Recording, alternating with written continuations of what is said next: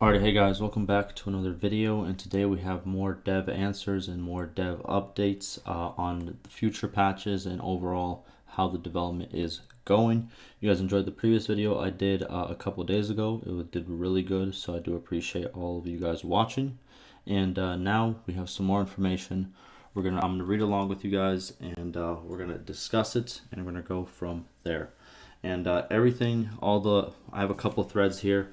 All of them will be linked down below for you guys to check out for yourself if you want to do so. But let's get right into it.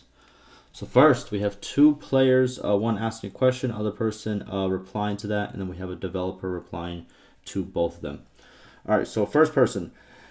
There are mods which fix that, I believe, but do we know if the education system will be in 1.5.7, which is the next patch that it will be coming out shortly? And then we have a player replying, we still don't have education in 1.5.6, so your kids still end up useless at 18.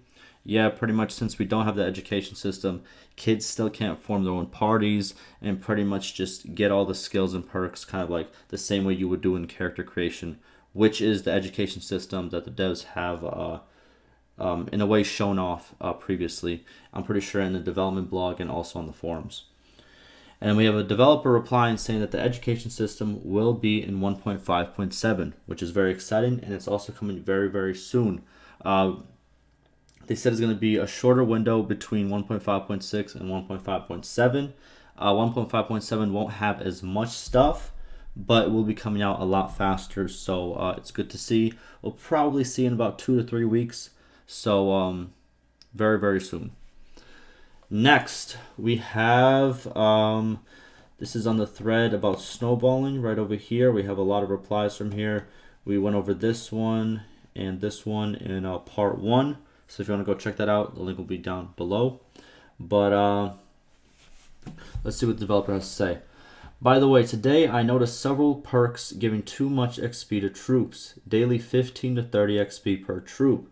And 50% of troops at world at tier 5 at mid game and mid and late game. Okay, so he's saying about 50% of the troops are about tier 5 from mid game to late game, which is not good. There still should be, a fluctuation of tier 1, tier 2, tier 3. They all shouldn't just be fully upgraded and then just, I get what he's saying. Did you feel a change there in latest patches 1.5.5 and 1.5.6? This also triggers poverty of kingdoms, which is bad for snowballing. Exactly. Since you have all these high tier troops, your garrisons are going to be filled with them. Overall, the party is going to be filled with them, and the wages cost is going to really impact the game and really impact how kingdoms handle, obviously all them high costs. I don't know if they have any cheats, any AI cheat when it comes to wages. I know they have AI cheats for recruiting. They have one for obviously upgrading. They don't require a horse for the upgrades, for the troop upgrades that need horses, right? So it does not look like they also have a wage cheat as of right now. There might be. No, I don't think they'll. That could be a change that they make, but I don't think they will. Also, it can be hard for players to pay wages because they have so much high tier troops before they develop their economy. True. So obviously fast leveling sounds good, but at the same time the cost of keeping those highly leveled troops is a problem currently. Alrighty, so we are probably going to see some perk changes since he has found these perks, and they're probably going to be reduced a lot. So if you are enjoying the fast leveling right now, that's probably going to go down very soon in the next couple of patches. Alrighty, another dev response. We found problem about this. 2 perks. Okay, so this is pretty much part 2 of this post. Cool. So 2 perks give 15% daily XP to all troops and plus 30 XP to tier 1, 2, and 3 troops, while other perks give only 1, 2, or 3 XP per troop generally. It seems because of the code conflict, effects of these 2 perks increase times 10.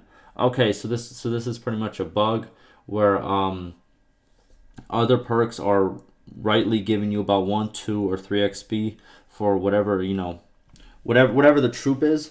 or the tier of the troop, right? But 2 perks, for some reason, they bugged out and they were giving you an extreme amount, pretty much times 10 what they were supposed to give you for the troop, for your troops based on tier, right? So dev states we will revert it. Currently, half of the world troops are tier 5 at mid and late game since 1.5.5. This damages economy, affects also snowball a bit, and gameplay balances. Yeah, high cost. Obviously, there recently has been a lot of changes to how what's it called, with 1.5.6, how snowballing works, and a big part of that is how the economy of the kingdoms work. Now they share money. They also kind of make more better financial decisions and stuff of that nature. So this obviously impacts the higher wage costs because of all this XP and all this leveling. It does impact how the money is handled, and therefore kind of in a way damaging overall the economy and all the rest. What else we got? Players upgrade troops so fast also because developing their economy and upgrading troops is so easy because of these 2 perks. They're not good for gameplay. Effects of these 2 perks should be lowered. Good. We will have about 10 to 12 perks giving passive XP to troops. Some are party leader perks and some are governor perks. Each should give 1, 2, or 3 XP per troop per day. If perk is not giving XP to troops under some conditions, okay? If there are conditions or XP is given to only some tiers, then the perk should give 3, 4, or 5 XP per day. Okay, so pretty much what he's saying, how it's normally supposed to be and how it will be soon is perks that give passive XP to all troops should give about 1, 2, or 3 XP, something small. And for ones that, the troops have to meet some type of condition or the player has to meet some type of condition, they will give a little bit more XP at 3, 4, and 5 per day. Okay. Other than these, XP level needed for tier 4/5 can be increased a bit, maybe as you suggested, but this should be small increase. Wait. Other than these XP level needed.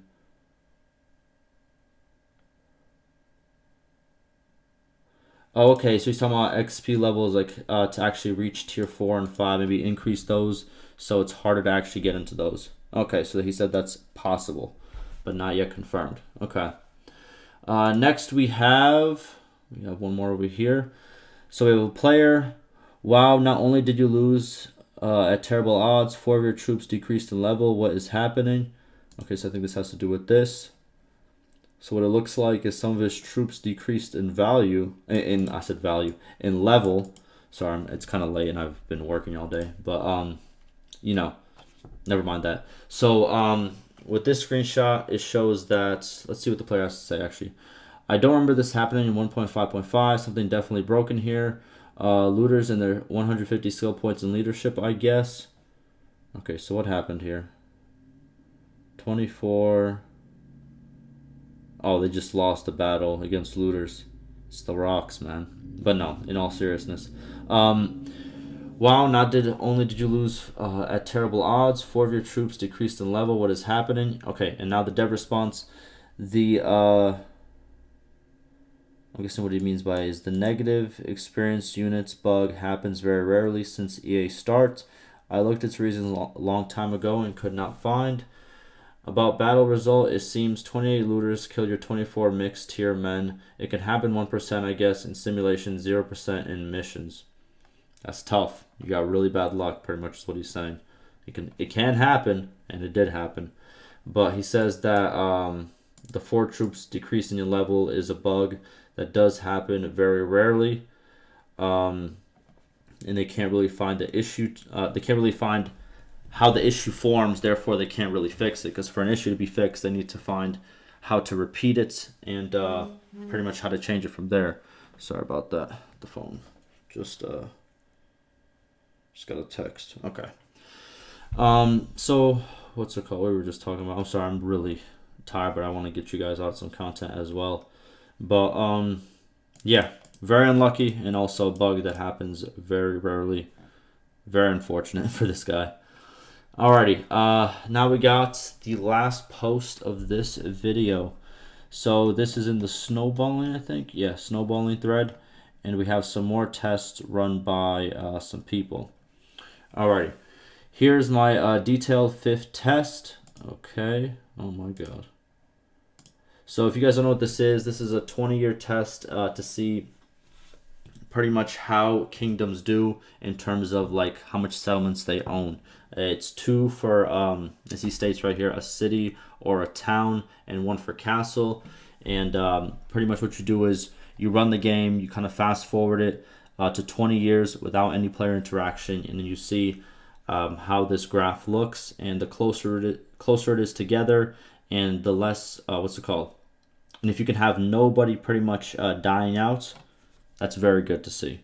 And that's kind of what we're aiming at. It's gotten a lot better since 1.5.6 came out. And pretty much thanks to this guy right over here. And this thread right over here that I'm going to link down below. And I have gone over in the past. He pretty much talks about all of this and how he kind of made these changes happen, right? Alrighty, sorry about that. I'm probably going to have to like edit this in now. But someone just called me, so I kind of had to take the call. But let's get right back into it. So we have these... pretty much this data of people running some tests, and let's see what they pretty much got from it. And if you do want to run your own tests and post it to this thread, the devs do enjoy when people do obviously have their own data to input. Alrighty, so that's my detailed fifth. This is fief points. Let's check this out. Okay, so what we currently have, who is this? Okay, so Khazaits are still doing extremely well.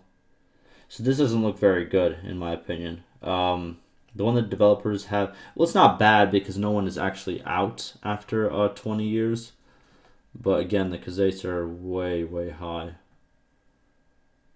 And Snowball score is 76, which isn't bad. It's not terrible. By the way they figure out Snowball score is like, there's a lot of stuff that kind of goes into this. First, it's like you add up what all the settlement scores of each kingdom is. You divide it by some certain number. If a kingdom goes out, you add plus 20 points and stuff like that. And the lower this score is, the better, right? And I'm pretty sure they want to aim at around like 60 for it to be good. Around like 40 to 60 if I'm not mistaken. But they have talked about it previously. I just don't remember the formula for it. But this isn't bad. It's just right here. It looks kind of bad. But it's good that no one's out. But at the same time, again, this is too high in my opinion. Then we have an influence test as well. Interesting. Jesus Christ. How do I even... Okay, let's just check. Oh my goodness. Okay. So we got the clans and the policies and how the policies change over time. Okay, so a lot more policies get added over time, pretty much for everybody. Interesting. Where's Khazaits on this? Do the amount of policies kind of have something to do with a... This is Vlandia. Okay.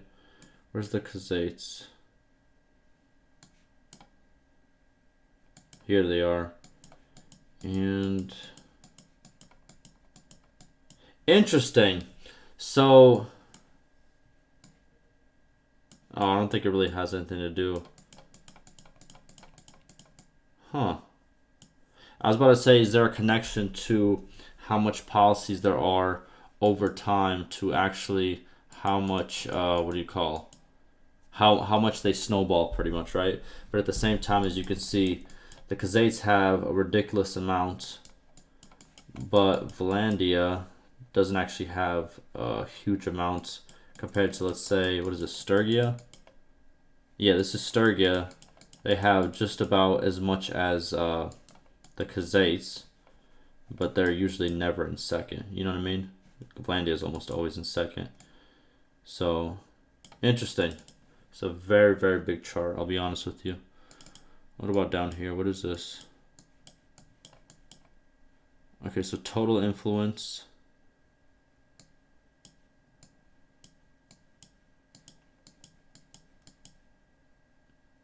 Oh, how the influence goes up.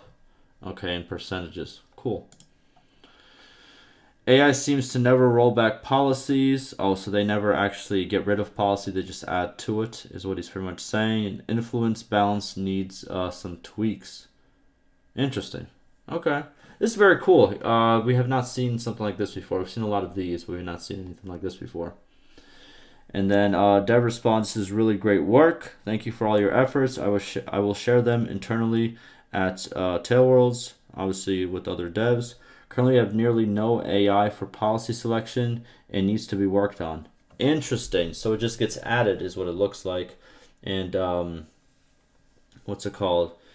It doesn't look like it ever gets. Doesn't look like policies ever get voted to actually, what's it called, be like abolished, I guess, right, is the right word for it. But I feel like they do when you're a part of it. Maybe when they're by themselves without any player interaction, they don't. But I feel like they do when the player's there. Or I might be mistaken. Very interesting.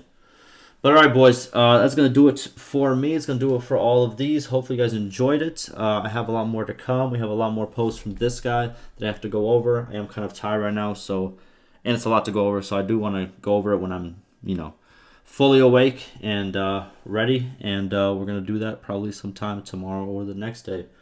So hopefully you guys enjoyed. Ask me any questions, any concerns, and like always, stay safe.